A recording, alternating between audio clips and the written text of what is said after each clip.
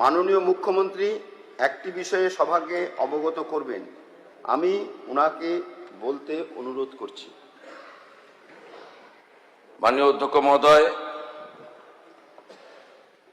আপনাকে ধন্যবাদ জানাই। একটি বিবৃতি দেওয়ার সুযোগ করে দিয়েছেন আমাকে।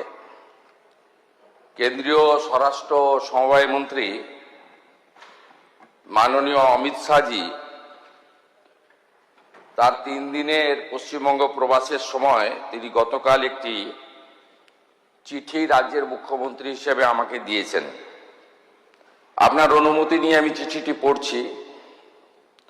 চলতি বছরটি ভারতের মহান শিক্ষাবিদ, রাষ্ট্রনায়ক এবং প্রখর চিন্তাবিদ ডক্টর শ্যামাপ্রসাদ মুখার্জির 125তম জন্মবার্ষিকী।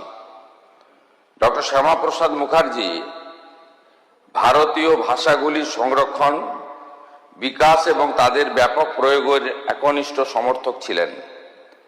তার দৃঢ় বিশ্বাস ছিল যে প্রশাসন, শিক্ষা এবং জনজীবনে ভারতীয় ভাষাগুলির যথাযথ স্থান পাওয়া উচিত, কারণ গণতান্ত্রিক শাসন ব্যবস্থা তখনই কার্যকর এবং জনমুখী হতে পারে যখন এটি জনগণের নিজস্ব ভাষায় পরিচালিত হয়। এই পরিপ্রেক্ষিতে আপনাকে এই অনুরোধ যে পশ্চিমবঙ্গে বাংলা ভাষার কার্যকর এবং ব্যাপক প্রয়োগকে প্রশাসনের প্রতিটি স্তরে উৎসাহিত করার জন্য প্রয়োজনীয় পদক্ষেপ নেওয়া হোক। বিশেষত এটা নিশ্চিত করা আবশ্যক যে ভূমি ও ভূমি সংস্কার কার্যালয় থেকে শুরু করে মুখ্যমন্ত্রীর কার্যালয় পর্যন্ত প্রশাসনের প্রত্যেকটি স্তরে ফাইল পরিচালনা, টিকা অর্থাৎ নোটিং, দাপ্তরিক চিঠিপত্র এবং সরকারি আদেশগুলি বাংলা ভাষায় করা হবে। এছাড়াও নাগরিক পরিষেবা, ডিজিটাল প্রশাসন ব্যবস্থা, আবেদনপত্রের নমুনা, শংসাপত্র, পোর্টাল, ওয়েবসাইট, মোবাইল অ্যাপ, প্রশিক্ষণ সামগ্রী, সার্বজনীন সূচক, সংবাদ বিজ্ঞপ্তি, অন্যান্য সমস্ত সরকারি যোগাযোগের মাধ্যমেও বাংলার প্রয়োগকে অগ্রাধিকার দেওয়া উচিত। পুলিশ এবং আইন শৃঙ্খলা সংক্রান্ত নাগরিক পরিষেবাগুলিতেও যেমন প্রথম তথ্য বিবরণী, এফআইআর, অভিযোগ নথিভুক্তকরণ, নাগরিক তথ্য এবং সুরক্ষা ও জনসচেতনতামূলক বার্তাতেও বাংলার ব্যাপক ব্যবহার প্রশাসন ও জনগণের মধ্যে বিশ্বাস, সুবিধা এবং অংশগ্রহণকে অধিক সুদৃঢ় করবে। এছাড়াও ভারত সরকারের সঙ্গে দাপ্তরিক চিঠিপত্রের ক্ষেত্রে বিদেশি ভাষার পরিবর্তে বাংলায় এবং রাজভাষা হিন্দির প্রয়োগ করা যেতে পারে। স্বরাষ্ট্র মন্ত্রক, আমার অভিজ্ঞতা হলো যে ফাইলের পরিচালনা, টিকা নোটিং, দাপ্তরিক চিঠিপত্র, সরকারি আদেশ, অন্যান্য প্রশাসনিক কাজ হিন্দিতে সম্পূর্ণ দক্ষতা, স্বাচ্ছন্দ্যে সম্পাদিত হচ্ছে। এই অভিজ্ঞতা ভারতীয় ভাষায় সুশাসন এর সম্ভাবনাকে আরও সুদৃঢ় করে। এই লক্ষ্যে স্বরাষ্ট্র মন্ত্রকের রাজভাষা বিভাগের অধীন প্রতিষ্ঠিত ভারতীয় ভাষা অনুভাগ এবং এটির দ্বারা বিকশিত ভারতী বহুভাষিক অনুবাদ সারথী সফটওয়্যার রাজ্য সরকারের জন্য উপযোগী হতে পারে।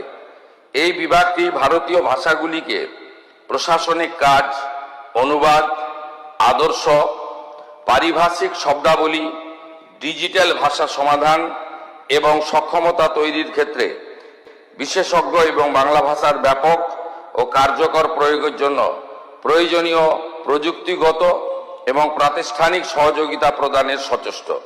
আমি বিশ্বাস করি যে ডক্টর শ্যামাপ্রসাদ মুখার্জির 125তম জন্মবার্ষিকীর এই বিশেষ উপলক্ষে আপনার সরকার ভারতীয় ভাষাগুলির বিকাশ এবং প্রশাসনে এগুলির ব্যাপক ব্যবহারের জন্য কার্যকর পদক্ষেপ নেবে।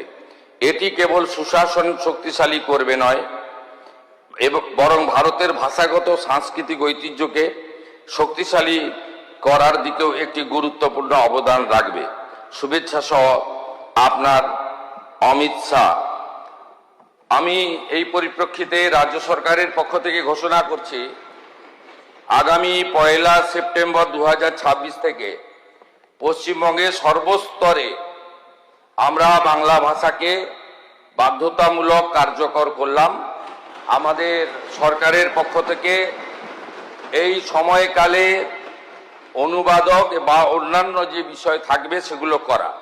ভারত সরকার বা অন্যান্য রাজ্যের ক্ষেত্রে আমরা বাংলা ভাষাতে চিঠিপত্র করব, উত্তর দেব।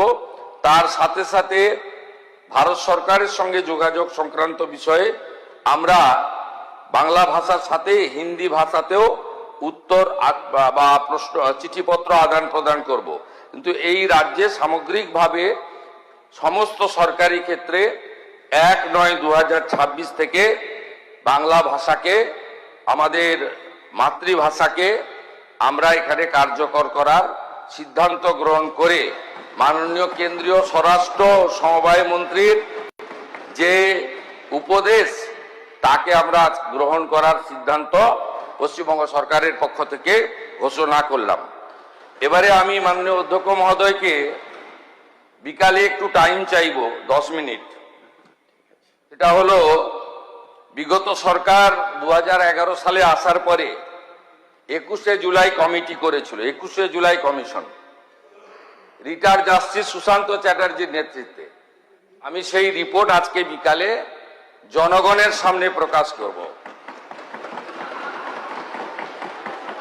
সুশান্ত চ্যাটার্জি জাস্টিস, তিনি যা যা রেকমেন্ড করেছিলেন, যারা কালকে 21শে জুলাই করবেন তারা 15 বছর সরকারে ছিলেন, তারা কতটা কার্যকর করেছেন আর করেননি সেটা বিকালবেলা আমার তথ্য প্রমাণের ভিত্তিতে আমি বাংলার জনগণের সামনে রাখব। ধন্যবাদ মাননীয় মুখ্যমন্ত্রী।